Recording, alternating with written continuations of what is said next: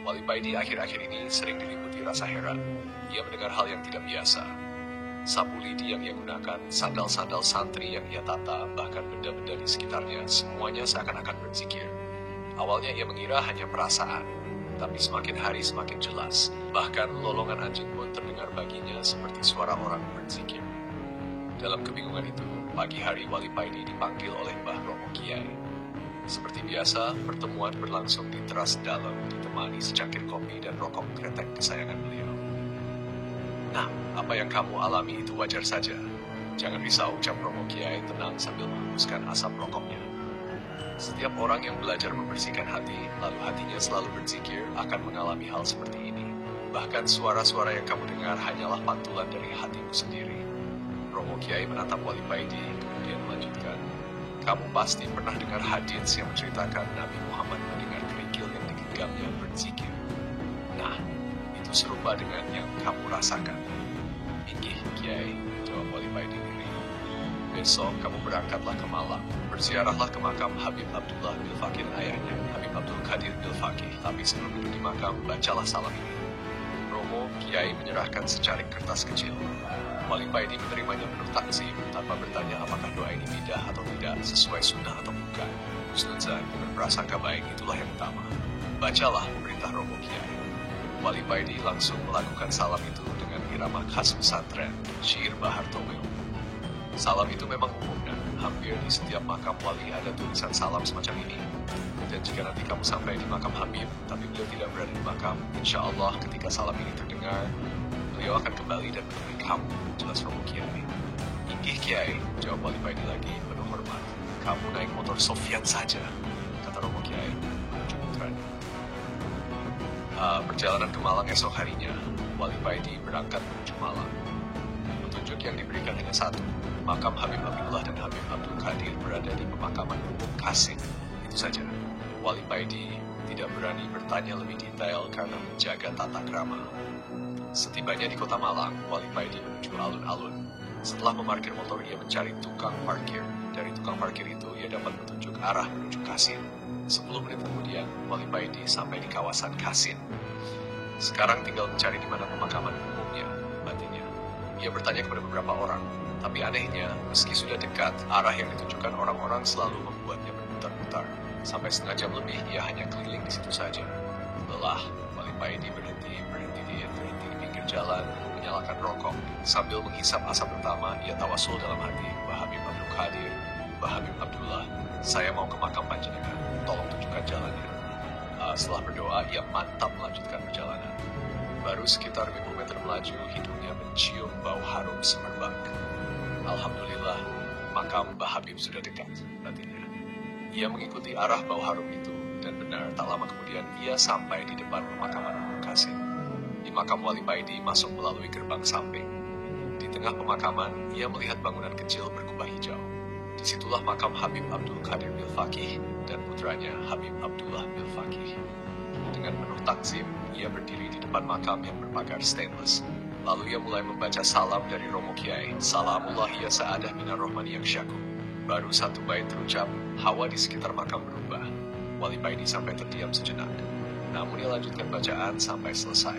Kemudian ia duduk memulai tahlil. Baru saja ia duduk, tiba-tiba terdengar suara beduk di tampuk. Disertai hawa lembut yang menyapu tubuhnya. Seketika seluruh tubuh Wali Paidi berzikir, Allah, Allah, Allah.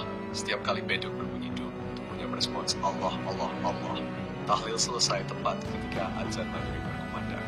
Dengan langkah mundur, ia keluar dari makam dan bergegas mencari masjid. Wali Paidi mengikuti suara azan, tapi semakin didekati, suara itu malah menjauh. Ia pun berputar mencari masjid lain. Akhirnya hatinya menuntut belok ke sebuah jalan dekat rumah makan Cairo. Benar, ada masjid agak masuk ke dalam. Ketika ia memarkir motor, sebagian jamaah sudah keluar. Wali Paidi hendak ke kamar kecil. Dari dalam masjid keluar seorang lelaki berkulit gelap, berambut agak gondrong. Melihat sarungnya ngelinting, baju kokonya lusuh, mungkin tukang becak, rumah Wali Paidi. Namun begitu, wajah lelaki itu terlihat jelas, hati Wali Paidi kaget. Wajahnya seperti wajah habaib, sorot matanya tajam dan bercahaya. Ia ke kamar kecil dengan hati gelisah, menyesal karena sempat berburuk sangka. Selesai wudhu, ia cari lelaki itu, tapi tak ada. Di parkiran kosong, di dalam masjid juga tak ada. Dalam salat maghrib, Wali Paidi berdoa, "Ya Allah, pertemukan aku lagi dengannya." Begitu salam, menoleh ke kiri, ajib. Lelaki itu sudah berdiri di sampingnya. Wali Paidi hendak mendekat, ingin mencium tangan, tapi lelaki itu segera berlari keluar, menghilang di jalan raya. Subhanallah, ternyata di kota seramai ini masih ada kekasih Allah berseliweran, gumamnya. Seorang pemuda pengurus masjid mendekat, memberi secangkir teh jahe. Beberapa habib sepuh mulai berdatangan.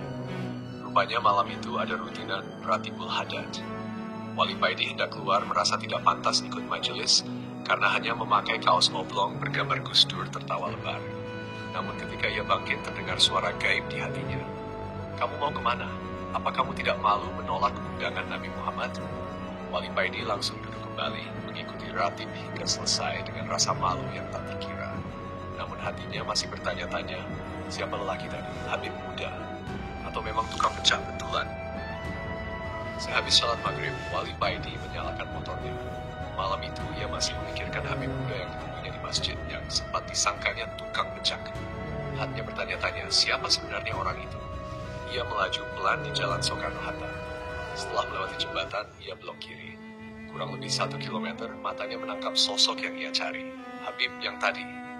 Wali Paidi melihatnya memasuki sebuah toko distro. Tanpa pikir panjang, Wali Paidi mengarahkan motornya ke arah toko itu. Di depannya tertulis besar, Morkel Outlet. Wali Paidi celingan-celinguk di depan toko. Kok nggak kelihatan? Apa aku salah lihat? Batinnya. Tak lama, seorang pemuda jangkung dengan perawakan agak kurus menghampirinya. Wali Paidi terkejut, lalu tertawa.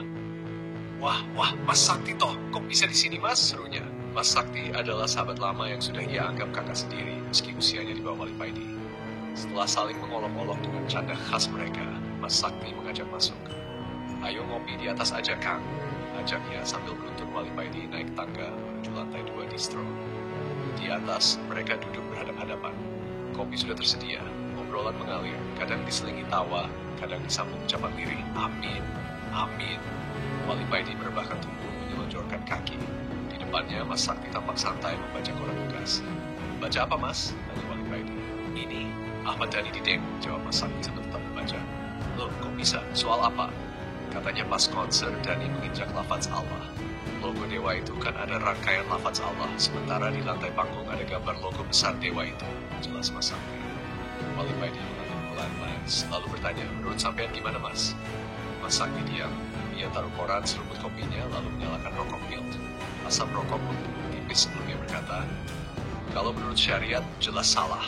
Tapi kalau menurut hakikat, kita semua ini juga berdiri di atas lafaz Allah." Wali Paidi terbelalak. "Lo maksudnya gimana? Contohnya yang jelas, Mas?" Mas Sakti tersenyum tipis. Ia bangkit, memanggil temannya di bawah. "Bing, tolong ambilin kacamata yang di bawah, bawa ke sini." Beberapa menit kemudian, seorang pemuda naik membawa sebuah kacamata dan menyerahkannya ke Mas Sakti. "Kamu pakai ini," kata Mas Sakti sambil memberikan kacamata itu kepada Wali Paidi. Wali Paidi mengenakannya, dan seketika terpekik lirih. Ya Allah, Allahu Akbar. Di hadapannya seluruh dinding toko dan lantainya tampak terangkai lafaz Allah. Ia menunduk, lantai yang didudukinya pun penuh lafaz Allah yang tak terhitung banyaknya. Nafas yang keluar dari hidung Mas Sakti pun membentuk tulisan Allah. Pandangan Wali Paidi bergetar. Ia melihat seolah-olah seluruh permukaan bumi dipenuhi rangkaian lafaz Allah. Air matanya meleleh. Dengan tubuh gemetar, ia menyerahkan kacamata itu kembali. Mas Sakti menerimanya dengan senyum tenang, lalu berkata pelan namun menghujam hati. "Andai hijab hati kita dibuka oleh Allah, maka seluruh benda, seluruh bumi ini adalah lafaz Allah. Bayangkan betapa malunya kita jika berbuat maksiat di atas rangkaian nama Allah. Kita ingkar, padahal kita berdiri di atas buminya." Wali Paidi tak kuasa menahan rasa. Ia menangis terseduh-seduh semakin keras tanpa bisa dicegah. Hening lama menghinggapi mereka. Mas Sakti duduk sambil menatap Wali Paidi yang masih terisak. Sesekali ia tersenyum kecil.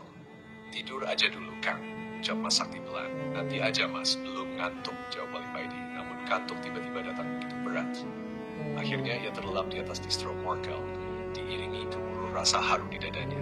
Mimpi yang nyata. Dalam tidurnya, Wali Paidi seakan tidak tidur. Ia masih duduk di depan Mas Sakti, sama persis seperti tadi. Tiba-tiba terdengar suara raungan mesin motor besar. Blair, Blair, Blair. Wali Paidi berjalan ke jendela. Ia melihat seorang pria gagah datang mengendarai Harley, memakai jaket hitam dan celana hitam. Turun dari motor, pria itu melepas helmnya. Potongan rambutnya keren, samping kanan kiri blontos, bagian tengah dibiarkan panjang ke belakang. Wali Paidi hanya terdiam, menatap takjub. Mas Sakti turun menyambutnya. Tak lama kemudian mereka berdua naik ke lantai atas. "Ini toh Wali Paidi," ucap pria itu sambil tersenyum. "Inggih mas, Niki Laren," jawab Mas Sakti sambil mengenalkan. Tak lama suara Harley lain kembali meraung. "Itu Bang Yek Terongan sudah datang. Ayo berangkat. Kamu ikut juga," kata kakak Mas Sakti kepada Wali Paidi. Wali Paidi berboncengan dengan Yek Terongan, sedangkan Mas Sakti bersama kakaknya.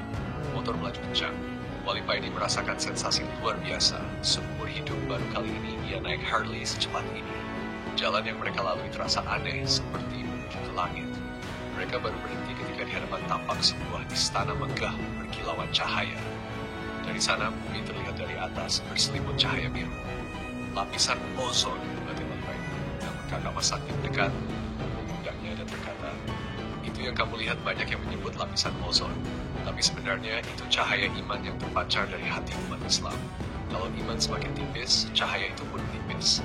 Matahari akan menembus bumi tanpa menghalang, dan jika cahaya iman itu habis, maka terjadilah kiamat." Wali Paidi terdiam. Kata-kata itu membuat dadanya bergetar. Setelah itu mereka diajak masuk ke istana. Tapi sebelum melangkah, kakak Mas Sakti menahan Wali Paidi. "Kamu belum waktunya masuk. Jaga motor saja di luar," katanya. Santai aja. Sebentar lagi kamu boleh masuk," goda Mas Sakti. "Siap, bos," jawab Wali Paidi sambil tersenyum. Bersambung.